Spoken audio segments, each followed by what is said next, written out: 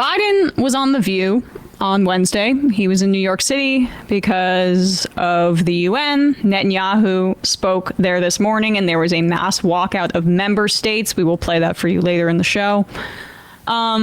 This is Biden talking about his foreign policy goals for the rest of his term. Now, I don't believe these, but even if you were to believe these, just understand how little leverage this lame duck president has at this moment to a degree if he's unwilling to cut off weapons. Like, there's no carrot that a lame duck president can provide Netanyahu. There's none. There hasn't been from the beginning, but his position as the outgoing president is even more weak than it was when he had his emotional Zionism at the forefront, and it was only like, I need to protect the state of Israel and won't cut off any weapons for X, Y, and Z. Well, now there's no reason, there's no leverage that he has because of his political situation at home. But here he is repeating this BS to The View. An all-out war is possible, but I think there's also the opportunity, or still in play, to have a settlement that could fundamentally change the whole region. Mm-hmm. And look, one of the things that I found is the Arab world very much wants to have a settlement. The Arab world. Because they know what it does for them. Mm-hmm. They're willing to make arrangements with Israel and alliances with Israel if Israel changes some policies. And I've known Bibi Netanyahu for a long, long time.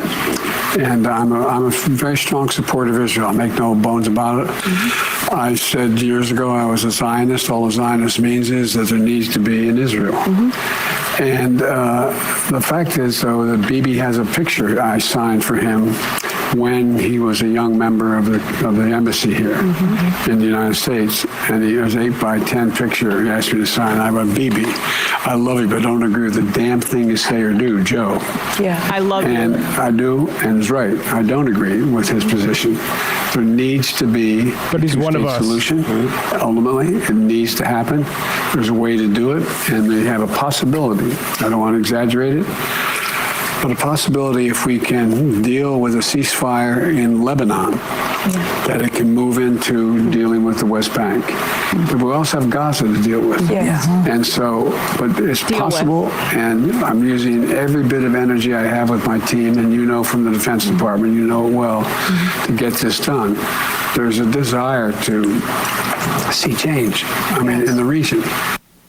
So Israel is forcing that change through genocide. That's the thing. And they're expanding the boundaries. They're already saying that they want to basically clear out North Gaza, which is a prerequisite to annexation. They are already attempting through their military operations in the north on the southern border of Lebanon, and we will get to it in a bit, but they are bombing Beirut at this point, which is not near that border. It's doctrine. The capital. Yeah, they're attempting to terrorize the population of Lebanon as we speak.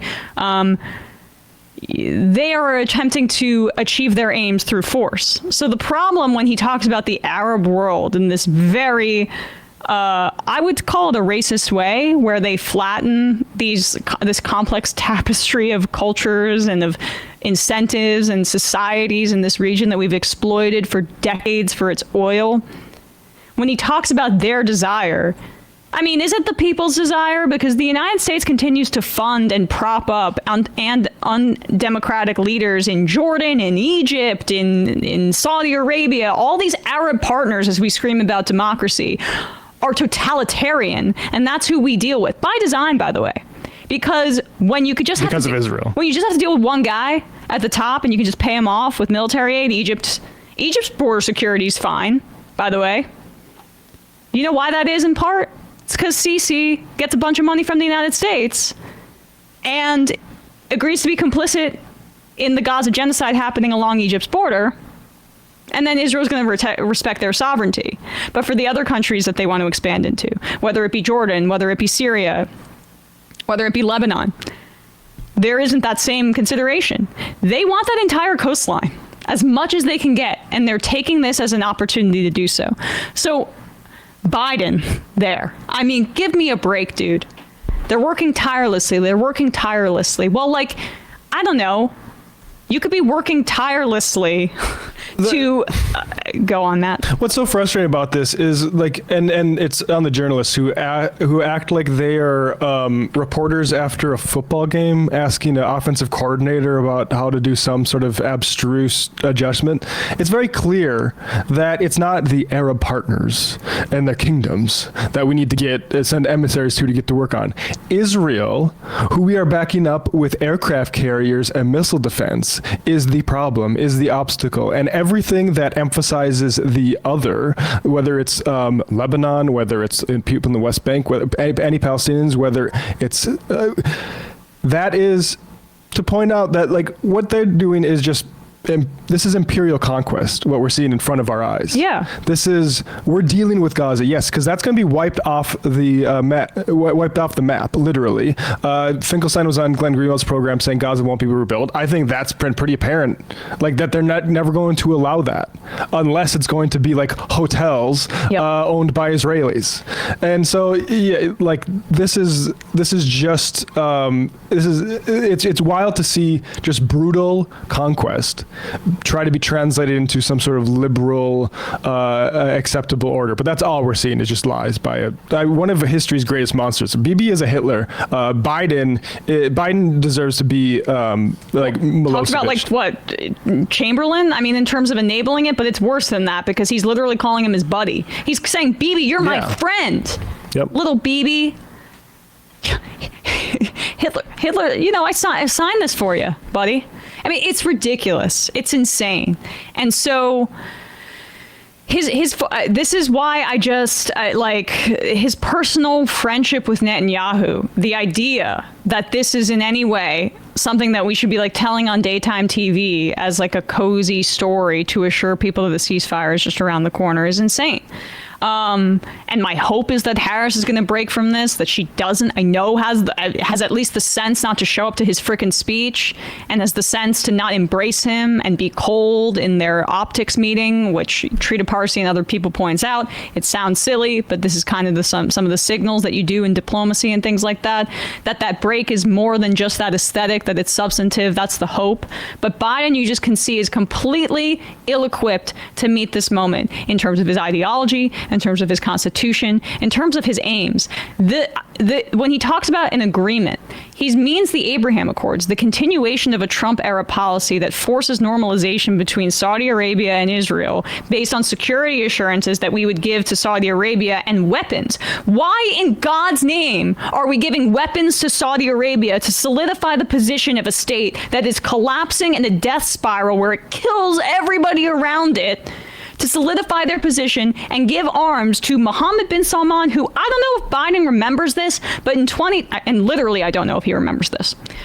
In 2020, he was running on how he's going to get tough on MBS, unlike Trump, then goes in and fist bumps him, the guy that dismembered Jamal Khashoggi with a bone saw and ordered that. And now he's like, get tough on him. I want to give him weapons for Israel. Because even though they already have an informal relationship, let's be clear, Saudi Arabia, they're just interested in money. They don't give a shit. And they like maybe they want some of Israel's spy technology, right? That's part of it too. Like, they already have an informal relationship. The gains that would be gotten for Israel in this instance, or for the United States in this regard, like, it is truly so outdated. And even his approach to NATO, I'm sorry. The forging of alliances and adversaries versus X part of the world. And let's make sure that we cement American hegemony by putting guys on our team, by selling them weapons, by creating these relationships, formalizing them. Like, it's 40 years out of date. And the dude thinks of himself as this wonderkind. Senate Foreign Relations, on the committee for decades. He knows Israel. He loves Israel more than anybody. He'll defend Israel to the hilt. He knows foreign policy. This is his thing. His big going out party is the NATO summit. Oh, let's bestow upon him the statesmanly, celebratory, regal attitude, whatever you want, like going out party. I'm losing my train of thought. But like, he's actually shitty at foreign policy. So his entire legacy that he thinks is his strength is his weakness, because he's actually a racist. At the end of the day, that's what this is. That's what his policy is. Anti-Palestinian racism and dehumanization to the hilt. He's a brute, and he's stupid. And so that's the thing about Biden that I can't stand, is the arrogance about all of this and his inability to see that he's getting played every single day by the Hitler of our fucking time. So, anything else? I think you guys remember, or maybe Emma, you remember that we had Richard Beck on. He had a piece in the New Left Review about Biden's foreign policy. It was called Bidenism Abroad, and this entire regional conflict basically becoming going from Gaza to becoming a regional conflict, and what we could probably now call physically a conflagration, and a quagmire for this administration so far, is that this idea that Biden's administration upholds this nebulous concept of the so-called rules-based international order. When we look at the kind of theaters and frontiers of active conflict that have been going on under Biden's watch, is a complete joke. Yeah. These people in their suits going on to like very properly and primly say like, we are following the law and we're always following international humanitarian law. We're taking it very seriously. They have the honesty and the veracity of like a call center employee trying to get someone to not like unsubscribe from their service. Like, it's complete BS. Yeah. I mean, Noam Chomsky's been saying this since the 70s. The problem is Joe Biden has been a senator for that long. And this is how senators think. So, like, when he talks about doing the Abraham Accords, if Biden could erase Palestine and wipe it off the map, including the West Bank, and have that map that Bibi presented to, I think that was Congress in 2000 or something like that, he would think of it as a mission accomplished. And like the scary thing is like one of the dynamics with LBJ and Humphrey is that Nixon back channeled to LBJ saying, hey, I'll protect your legacy on this Vietnam thing if I get in. And that's one reason LBJ wasn't as helpful as he could have been to Hubert Humphrey, and probably responsible for why Hubert Humphrey lost that election, because LBJ wasn't helping him out. I did not know that. The more you know. God, that just pissed me off. LBJ was very touched by that. Hey, folks, don't forget to hit the subscribe button and check out our daily show. We do it every day at 12 p.m. Eastern for about 2.5 hours. We even take phone calls. You should check that out.